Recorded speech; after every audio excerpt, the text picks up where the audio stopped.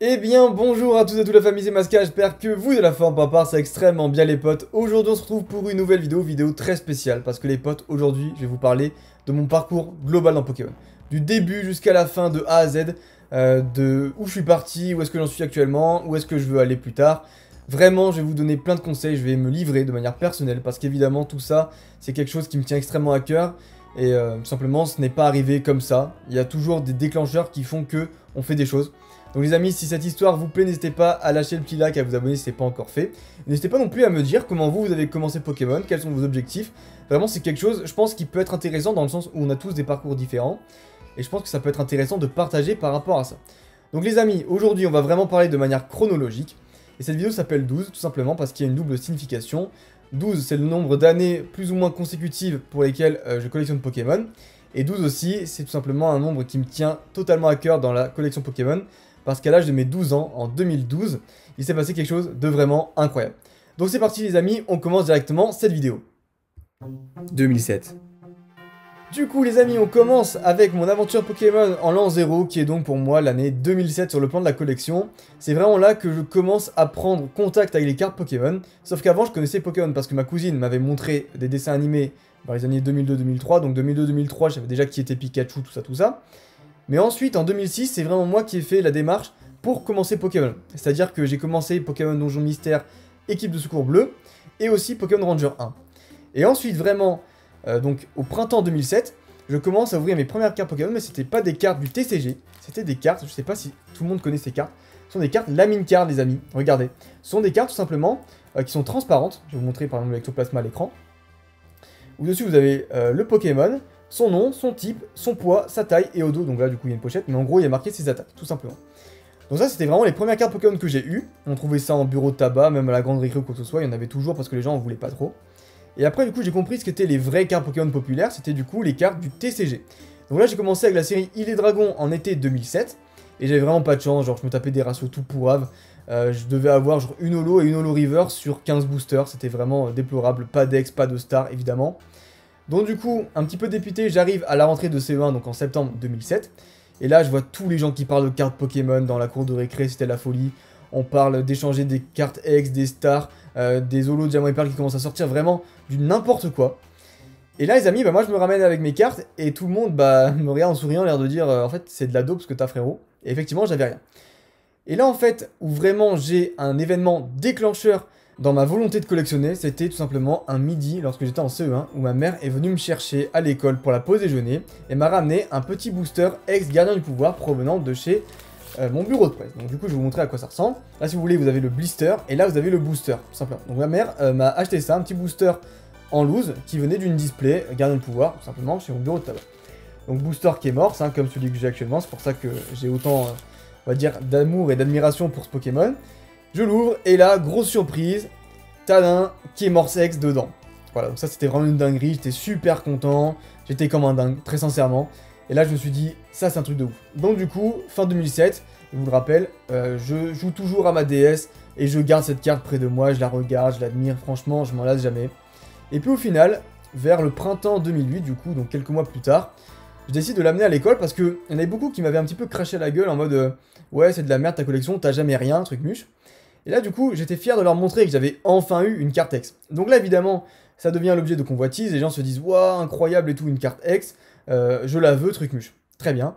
Donc là il y a un grand qui vient me voir, parce qu'évidemment c'est toujours les grands hein, qui font un peu le forcing, qui disait salut ta carte elle m'intéresse, j'aimerais bien l'échanger mais du coup moi j'ai des nouvelles cartes. Et si tu veux les nouvelles cartes c'est celles que tout le monde veut, parce que Diamant et Perle vient de sortir. Et là du coup il me sort quoi? Il me sort la carte rare du deck de Palkia Holo de Duel au sommet. Donc là du coup c'était même pas la carte holo du deck, genre c'est la carte rare en fait, elle brille même pas le truc. Donc là il me dit voilà ça c'est les nouvelles cartes, ta carte elle est beaucoup trop ancienne, plus personne en veut si tu veux, voilà en plus regarde à quoi il ressemble ton Pokémon, c'est un phoque frère tu vois, genre moi je te donne un légendaire, le maître de l'espace. Et là je me dis ah ouais quand même c'est du lourd et tout. Du coup là la sonnerie elle retentit, et je me dis, putain, il faut que je me dépêche pour faire le deal, en fait. Est-ce que j'accepte ou est-ce que je refuse? Évidemment, qu'est-ce que j'ai fait? J'ai accepté, voilà. Bref, j'ai vite compris après, vu le mood dans lequel j'étais énervé, triste, Et vraiment, genre, je me suis dit, bon, j'ai perdu déjà une bonne valeur financière, parce qu'après on m'a dit que je m'étais fait arnaquer. Mais en plus, c'était une valeur sentimentale, parce que c'était la seule carte X que j'ai jamais piochée de ma vie. Et en plus, ça provenait en fait d'un cadeau de ma mère. Et évidemment, quand ça vient des parents, c'est quelque chose qui est vraiment très tenace au cœur. Du coup, c'est vrai que ça m'a fait beaucoup de peine. Et à partir de ce moment-là, je me suis dit que jamais, jamais je me laisserai encore arnaquer. 2008. On arrive en 2008, après cet épisode, j'étais quand même un peu refroidi et j'ai décidé tout simplement de suspendre ma collection de cartes Pokémon. Donc bon, j'avais pas fait long feu dans le game. Pendant ce temps, je me suis dit, on va aller vers quelque chose qui est quand même bien hypé pour le moment. Et je me suis dirigé vers tout simplement la licence Yu-Gi-Oh! Donc là, du coup, ça c'était une boîte 5DS que j'avais reçue pour Noël 2008. Donc du Dragon Rouge Arc Démon. Donc tout simplement, c'est une boîte voilà, qui vraiment a été conçue en 2008. Où il y avait maintenant des boosters à l'intérieur et des trucs comme ça. J'achète aussi le jeu pour jouer à la DS. Et là, je joue à Yu-Gi-Oh! Sans vraiment me préoccuper de Pokémon. Si vous voulez, c'est vraiment cette période-là que je réalise que Pokémon me manque. Et du coup, quand je vois tous les autres continuer à jouer à Pokémon, et abandonner un petit peu aussi Yu-Gi-Oh! Parce que ça a vraiment fait des vagues comme ça, Yu-Gi-Oh! Alors que Pokémon c'était plus comme ça. Eh bien, je me suis dit, ok, je vais revenir dans Pokémon. 2009. Du coup, les amis, en 2009, je reprends Pokémon avec la hype générale provoquée par la série Platine. Pourquoi Platine? Parce que c'est un jeu vidéo qui fait vraiment le lien entre Pokémon Diamant et Perle, le monde Distorsion, Giratina, Shaymin, Leven, Darkseus, Darkrai, les combats en ligne qui vraiment s'intensifient, bref, il y a de tout. Et là, du coup, c'est vraiment quelque chose qui marque le début d'un renouveau pour Pokémon et au niveau aussi de ma collection personnelle. Et du coup, c'est comme ça vraiment que j'ai connu tout ce qui est ouverture de tripack, ouverture de Pokébox, Pokébox Arceus niveau X pour ceux qui veulent savoir. J'ai ouvert aussi beaucoup de tripack le vendredi quand on allait faire les courses à Auchan. Les tripack avec du Rivaux émergent et du vainqueur suprême, j'en ai ouvert à la pelle, j'ai jamais rien eu dedans. Pokébox Alligator, Prime, bref, j'ai ouvert plein de trucs comme ça, vraiment. Mais je pense que ceux qui sont vieux, voilà, comme moi, ont ouvert aussi des dingueries du genre. Et du coup, les potes, c'est à partir de ce moment-là que je pense vraiment à réouvrir la masse de boosters. C'est-à-dire que là, en fait, si vous voulez, mon extension où je pouvais vraiment plus l'avoir en peinture, c'est Vainqueur Suprême. Cette extension-là, c'était le Invasion Carmin de l'époque, les potes. Et je vous jure, c'est vrai. C'est-à-dire qu'on en trouvait partout. Genre, ils nous en foutaient pour du platine. Ils nous en foutaient pourquoi? Pour du AGSS. La Pokébox Alligator, elle contient quoi? 4 boosters Vainqueur Suprême, alors que de base, c'est censé être du Earth Gold Soul Silver, d'accord? On voulait du booster AGSS, on n'en avait pas. Ensuite, pour Noir et Blanc, ils nous ont refoutu du Vainqueur Suprême dans les Pokébox Moustillon, Gruicuit et Vipelière. Donc là, on en avait un petit peu marre de voir du platine, pour RGSS et pour Noir et Blanc. Donc, j'en pouvais plus. J'ai chopé de belles cartes, Karchakroc niveau X, Rayquaza niveau X et Rakofeu niveau X. Au final, c'est en vendant une carte Rayquaza niveau X sur eBay que je me suis rendu compte que lorsqu'elle valait 25 €, qu'à ce moment-là, je pouvais peut-être faire quelque chose de financier avec les cartes Pokémon. 2010. En 2010, c'est la fin de l'école primaire d'ores et déjà, que je pense avec un ami qui était très intelligent, comment est-ce qu'on pourrait s'organiser, tout simplement, pour faire de notre passion aussi une source de revenus. Moi, déjà à 10 ans, on pensait à ça, nous. Et du coup, on s'était renseigné sur plusieurs sites et on voyait qu'il y avait des boosters à vendre. Notamment, il y avait des boosters Team Magma Aqua qui étaient à 4,50 €. Qui au final, à la fin, tout simplement de l'école primaire, passaient à 5 € pièce. Et là, on était comme des fous. Les boosters avaient pris 10% de leur prix en un an. Et ça, c'était grandiose. Aujourd'hui, vous allez vous dire, ok, c'est ridicule. On fait du x2 quasiment sur plein d'items. Donc bon, ça n'a rien d'impressionnant. Sauf que le truc, c'est que ces boosters Team Magma Aqua, il en restait vraiment beaucoup. Il en restait des très grosses quantités et on n'avait pas d'argent. Donc on s'est vite découragé. On s'est dit que, voilà, on était convaincus de notre plan, mais on n'avait pas de moyens. De toute façon, on est trop jeunes et c'est comme ça. Pas moyen d'avoir vraiment des fonds pour faire ce genre de projet. 2011. J'ai désormais 11 ans et toujours aussi convaincu par notre plan. On ne se laisse pas abattre avec mon pote et on en parle à nos parents qui refusent d'investir dans notre projet. Évidemment, comment croire des gosses qui ont 11 ans en se disant, bah voilà, ils m'ont promis que ça allait monter, ils ont regardé que les prix avaient évolué. Comment vous voulez croire des enfants qui ont 11 ans? Du coup, comme la façon démocratique ne marche pas, je me transforme en petit dictateur et je prends le contrôle du compte eBay de ma mère. Donc je suis tout simplement des enchères de boosters, et là je suivais notamment avec mon pote un booster ex-gardien de cristal, sur lequel il avait enchéri sur le compte de sa mère lui-même, et du coup comme il est en train de gagner l'enchère et que ça n'allait pas, et qu'il allait bien se faire défoncer par sa mère, je me suis dit écoute, je vais le couvrir, moi je suis renchéri, je sais que je vais pas prendre tarif dans tous les cas. Donc du coup j'ai surenchéri et j'ai remporté le booster Exordian Crystal pour 16,50€. Donc évidemment, moi j'étais super content, je me suis dit yes, un booster qui va arriver à la maison, truc muche, pas de souci.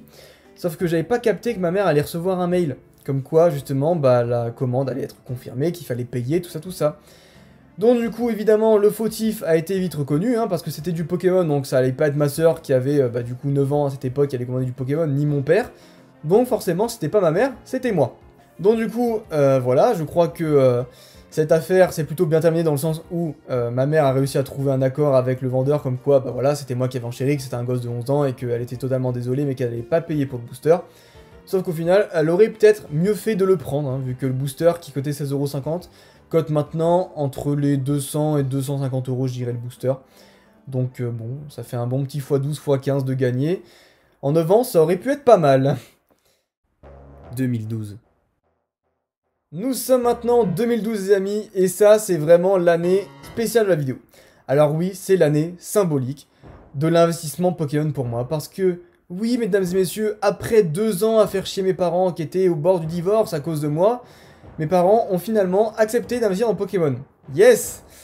Alors, ce qu'il faut savoir, c'est que en réalité, on a combiné l'argent qui était destiné à mon anniversaire et l'argent de Noël, donc entre février et Noël, donc en décembre, pour faire un budget global d'investissement Pokémon en mode tiens on va te suivre, dans tous les cas on s'en fout, hein, c'était le budget qu'on avait accordé pour ton anniversaire et pour Noël, donc finalement ça perd en valeur, tant pis, on s'en fout, hein, c'est quand même des cadeaux, ou bah, si ça gagne en valeur, tant mieux pour nous.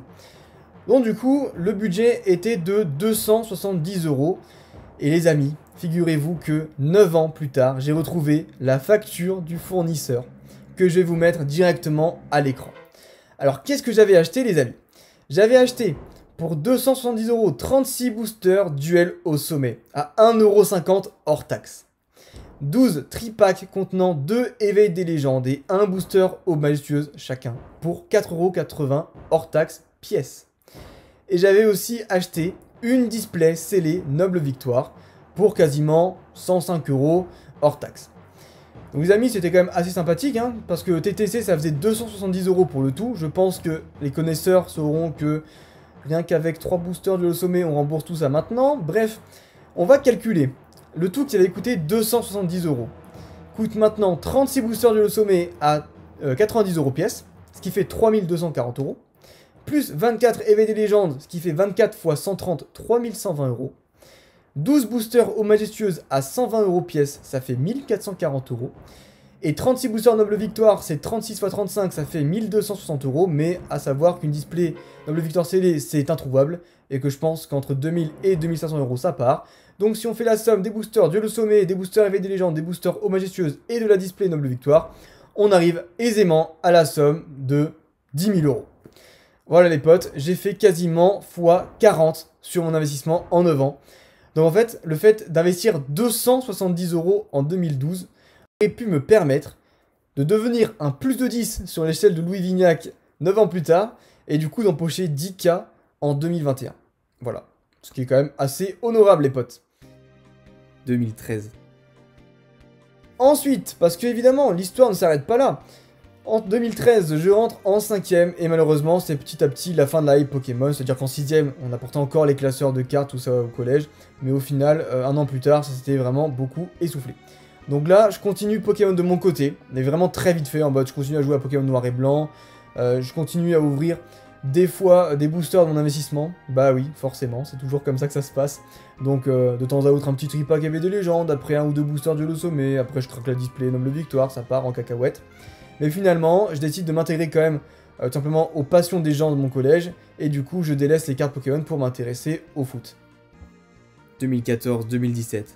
Vraiment une longue période d'arrêt de ma part, c'est-à-dire qu'entre 2014 et 2017, je n'ai plus touché aux cartes Pokémon. Certes, j'avais gardé de côté mon investissement Pokémon, du moins ce qui restait, hein, ce que j'avais pas ouvert entre-temps, mais je n'y pensais juste plus, je pensais pas à mes vieilles cartes Pokémon, je pensais pas tout simplement au plaisir que ça me procurait d'ouvrir des boosters ou simplement de regarder mes cartes. Il faut aussi dire que pour moi c'était du passé, il y a des hypes comme tout le temps, sauf que quand on est enfant, on ne se pose pas de questions en se disant « Oh là là, est-ce que je vais le regretter plus tard » ou quoi que ce soit, vraiment pas. Là voilà, je vivais juste le moment présent, et je m'étais trouvé une nouvelle passion, donc le foot, et je vivais à 100% avec ça, avec mes potes, et il n'y avait pas de souci à ce niveau-là, je sentais pas de vide, tout simplement l'espace qui avait été libéré par Pokémon a été repris par le football. 2018. Ce n'est au final qu'un an plus tard, en 2018, que je renoue avec les cartes Pokémon. Donc là, du coup, je suis en terminale, dernière année de lycée, j'ai 18 ans, et je vis ma vie tranquillement. Comme je vous l'ai dit, j'ai toujours eu une vie plus ou moins morose, c'est-à-dire pas des trucs avec des paillettes, ni des trucs où je broie du noir, d'accord? J'ai pas eu de mort, ni des parents, ni des grands-parents à ce stade-là. J'ai pas eu non plus une vie en mode je suis la star de l'école, du lycée ou du collège, d'accord? J'ai vraiment été toujours dans l'entre-deux un peu discret. Mais sauf que cette année-là, j'ai vraiment un gros coup de mou à cause d'une histoire de cœur. Et c'est vraiment à partir de ce moment-là que j'arrive plus à vivre dans ma vie normale. C'est-à-dire qu'avant, je voyais mes potes, je m'en jouais vraiment de pouvoir partager avec eux, de pouvoir vraiment faire du foot, jouer, faire des trucs.